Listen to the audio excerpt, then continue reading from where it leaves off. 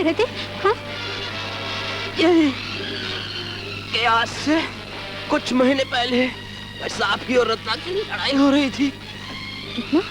ऐन वक्त पर पहुंचकर अगर मैंने रत्ना को गोली ना मारी होती तो शायद सावज जिंदा ना रहते। लेकिन अफसोस, जिसे मैंने जिंदगी दी उसने मुझे फिर क्या हुआ था? फिर मैं उन दोनों को हॉस्पिटल ले गया। हॉस्पिटल? कौन सा हॉस्पिटल? जल्दी बताओ प्लीज, कौन सा हॉस्पिटल? नेशनल।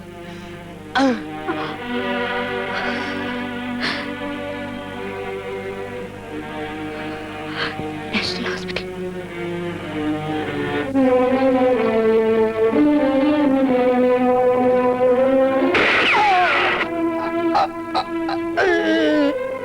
ये क्या किया आपने सर? इससे तो हम बहुत कुछ मालूम कर सकते थे। यही तो मैं नहीं चाहता था, इसलिए कि मुझे सब कुछ मालूम है। माल कस्टडी में ले लो। Excuse me. Yes madam. क्या आप बता सकती हैं कि मिस्टर विशाल सक्सेना नाम का कोई पेशेंट यहाँ एडमिट हुआ था? जरा ठहरिए। कौन सी तारीख को? 11 अगस्त की रात।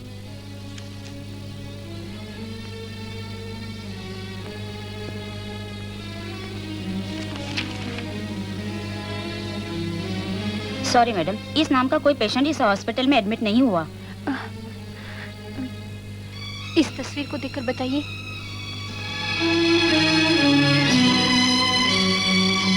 यस यस, ये अकेला नहीं था, इसके साथ और आदमी था जिसे गोली लगी थी। जी हाँ, आपने ठीक पहचाना। क्या आप बता सकती हैं कि जिसे गोली लगी थी उसका क्या हुआ और इनका क्या हुआ? जिसे गोली लगी थी वो तो मर गया और इनका ट्रीटमेंट डॉक्टर सिन्हा ने किया। डॉक्टर सिन्हा? क्या मैं उनसे मिल सकती हूँ? जी नहीं, वो कॉन्फ्रेंस अटेंड करने अमेरिका गए हैं। कब लौटेंगे? कुछ पता नहीं। Please do me a favour, जैसे ही वो आ जाएं, मुझे इस पते पर इन्फॉर्म कर दीजिएगा। श्योर। Thank you.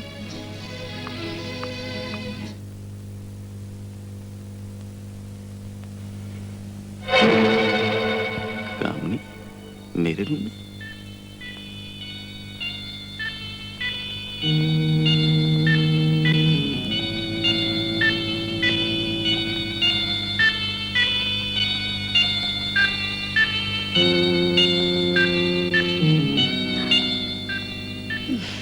जीजा जी आप?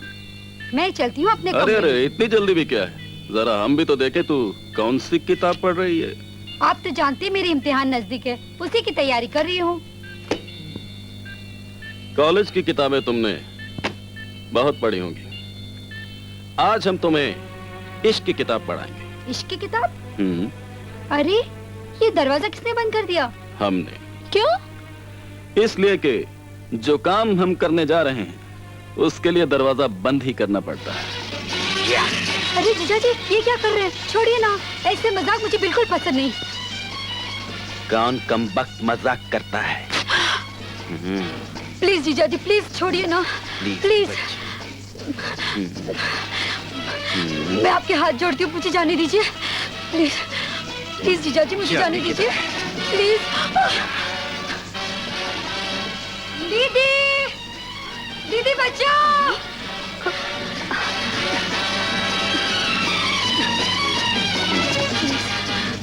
जाने दीजिए मुझे। कामनी, दीदी, दीदी, कामनी दरवाजा खोलो। बचाओ दीदी। कामनी कौन है अंदर? दीदी, कामनी। चाबी किधर है? टिप्पक। दीदी बचाओ दीदी। जाने दो प्लीज, मुझे जाने दीजिए।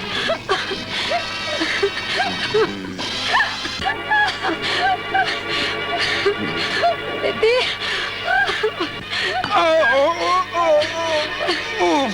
दीदी। विशाल? नहीं नहीं, विशाल इतनी नीच हरकत कभी नहीं कर सकता। आज मेरा शक यकीन में बदल गया है। तुम विशाल नहीं, शैतान हो। मैं तुम्हारी काली करतूतों का भांडा फोड़ दूंगी और कमिश्नर साहब को फोन करके गिरफ्तार करवा दूंगी। जीजा जी छोड़ दीजिए दीदी को। कमिश्नर की बच्ची, जाने दीजिए दीदी को। जीजा मैं जी। तुझे जान से मार डालूंगा। नहीं नहीं, दीदी को छोड़ दीजिए। तू किधर चली?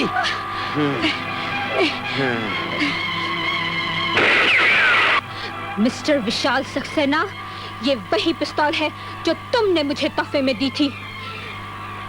अभी इसमें 5 गोलियां हैं और मेरे सवाल भी 5 हैं।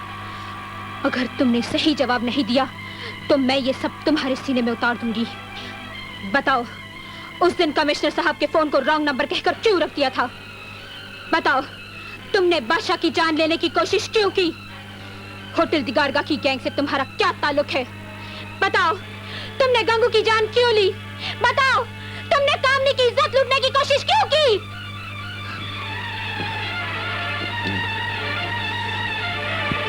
तुम जवाब नहीं दे सकते क्योंकि तुमने विशाल सक्सेना के जमीर को खत्म कर दिया है। और आज मैं इस गंदे और नापाक शरीर को खत्म कर दूंगी।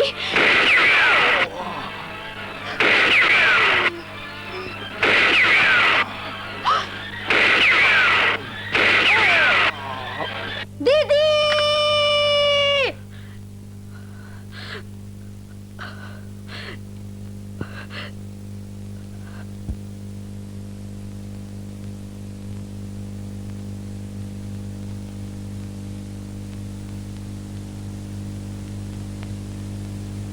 और इस तरह मिलॉर्ड विशाल सक्सेना का खून हुआ।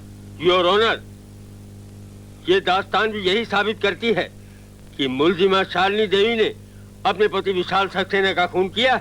मिलॉर्ड, मैं अदालत की तवज्जो उन अल्फाजों की तरफ दिलाना चाहता हूं जो शालिनी देवी ने विशाल सक्सेना पर गोली चलाने से पहले कहे थे कि तुमने विशाल सक्सेना के जमीर को खत्म कर दिया है और आज मैं तुम्हारे इस नापाक शरीर को खत्म कर दूंगी। योर ऑनर, विशाल सक्सेना ने अपने जमीर को क्यों खत्म किया या विशाल सक्सेना का जमीर कैसे खत्म हुआ, यही इस मुकदमे का अहम मसला है जिसे साबित करने के लिए मैं अपने आखिरी गवाह को पेश करना चाहता हूं। और मेरे आखिरी गवाह हैं डॉक्टर P.K. सिन्हा। इजाजत है। Doctor P.K. सिन्हा हाजिर हो।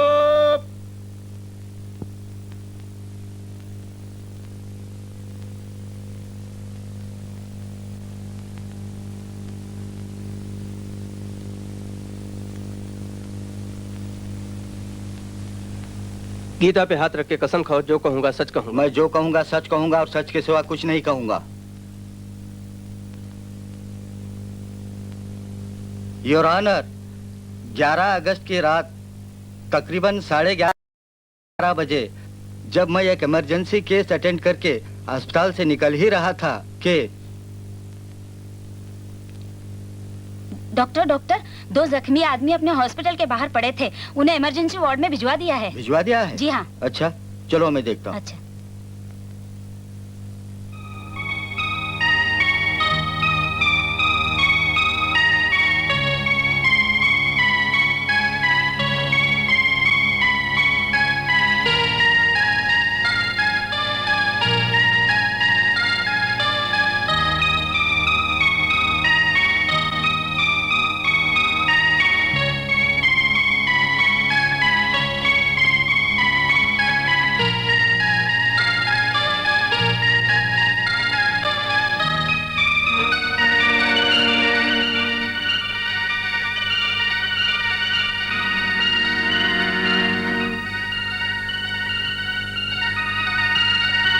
सिस्टर, इन दोनों पेशेंट्स को फौरन ऑपरेशन थिएटर ले चलो। Hurry up. Yes doctor.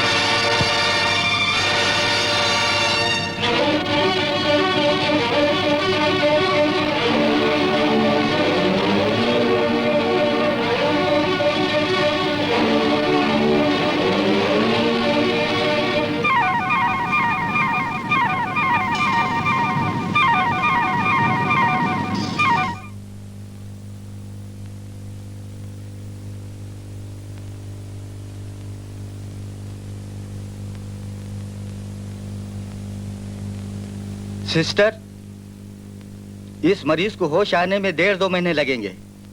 तब तक इसकी पूरी जिम्मेदारी तुम्हारे ऊपर है। Yes doctor. समझ गई ना? जी। होशियारी से। Okay doctor.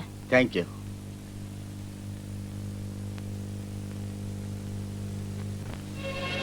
Good evening doctor. Good evening sister. How is the patient? Give me the Better. Chart. Did you check the temperature? या What was it? 98 Pulse rate? Normal. Normal. Injection तैयार है? जी हाँ तैयार है।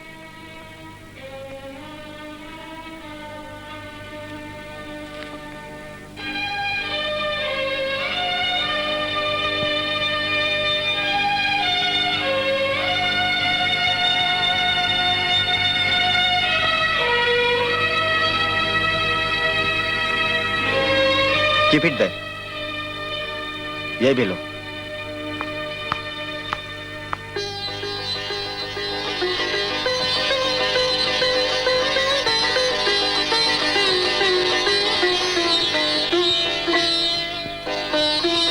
टेम्परेचर कितना है? Normal doctor. Patient को कभी भी होश आ सकता है और जैसे होश में आए मुझे इत्तला कर देना। Yes doctor. Take good care. Okay doctor.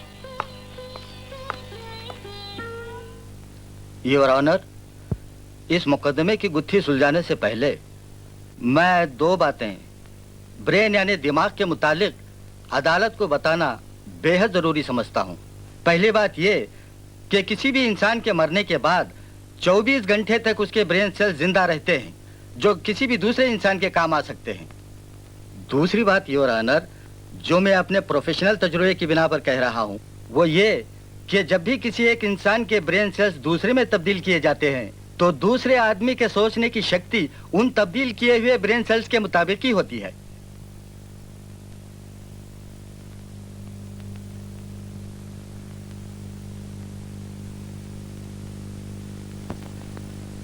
And this is because, Your Honor, human brain is the major part of the body. All the other parts of the body functions on getting instructions from the brain. ये भी इत्तेफाक की बात थी your honour.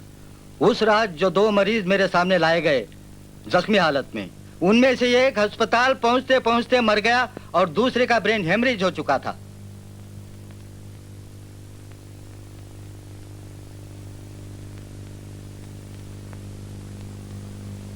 उन दोनों के बारे में मैं तहकीकात करता कि वो कौन है, कहां से आए हैं, इतना वक्त मेरे पास नहीं था। इसलिए मैंने मरे हुए आदमी के ब्रेन सेल्स दूसरे में तब्दील कर दिए और मेरा ऑपरेशन कामयाब रहा।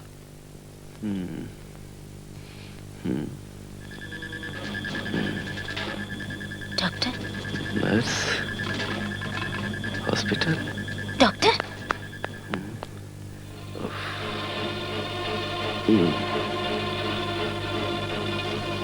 डॉक्टर डॉक्टर, उस मरीज को होश आ गया। आ गया? हाँ। Good, very good.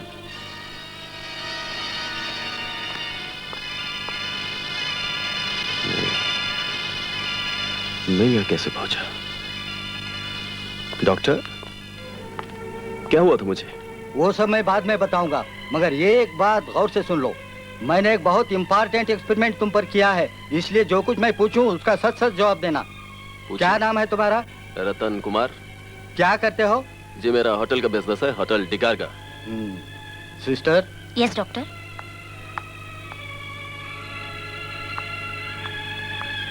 लीजिए। Thank you. इसे देखो। Bastard, you're still alive? I'll kill you! ये तो तुम्हारा अपना अक्स था। इसका मतलब है मेरा एक्सपेरिमेंट कामयाब हुआ।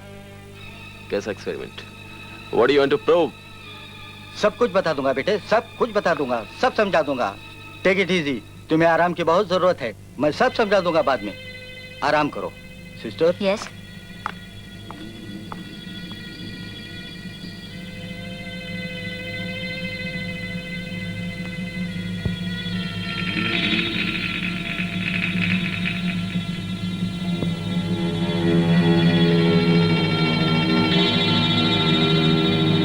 मैं इंस्पेक्टर हूं, पर मैं तो रत्ना हूं। नहीं, इंस्पेक्टर हूं, पर मैं तो रत्ना हूं। मैं इंस्पेक्टर हूं, मैं इंस्पेक्टर हूं। हा हा हा हा हा हा हा हा हा। Thank you doctor. First time such case has happened in the court, no? This is first time. अफसोस योर ऑनर, इससे पहले कि मैं किसी और को इस केस के बारे में बता सकता या खुद ही इस तब्दीली को स्टडी करता, मुझे एक कॉन्फ्रेंस अटेंड करने के लिए स्टेट जाना पड़ा और आज सुबह ही वापस आया हूँ। That's all, your honour. Your witness, please. No questions my lord।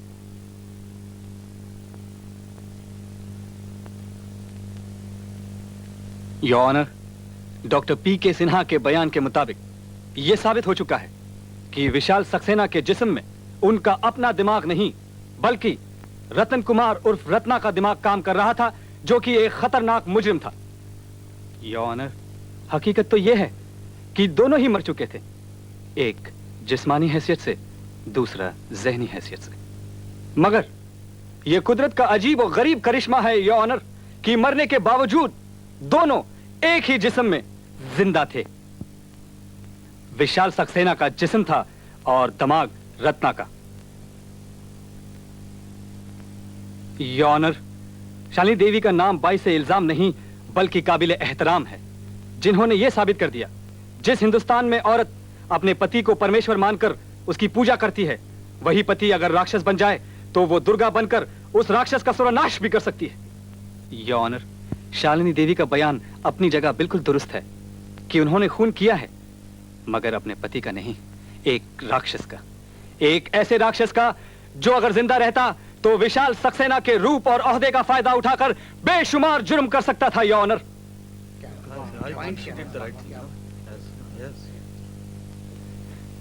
दूसरे पहलू पे गौर किया जाए तो Your Honor, एक सुहागन ने न सिर्फ अपने सुहाग को कुर्बान किया है, बल्कि कानून, समाज और संस्कृति पे एक कभी न उतरने वाला एहसान भी किया है। लिहाजा मैं अदालत से दरख्वास्त करूंगा कि शालिनी देवी के सर से उनके पति के खून का इल्जाम हटाते हुए इन्हें बाइज्जत बरी किया जाए। And that's all your honour.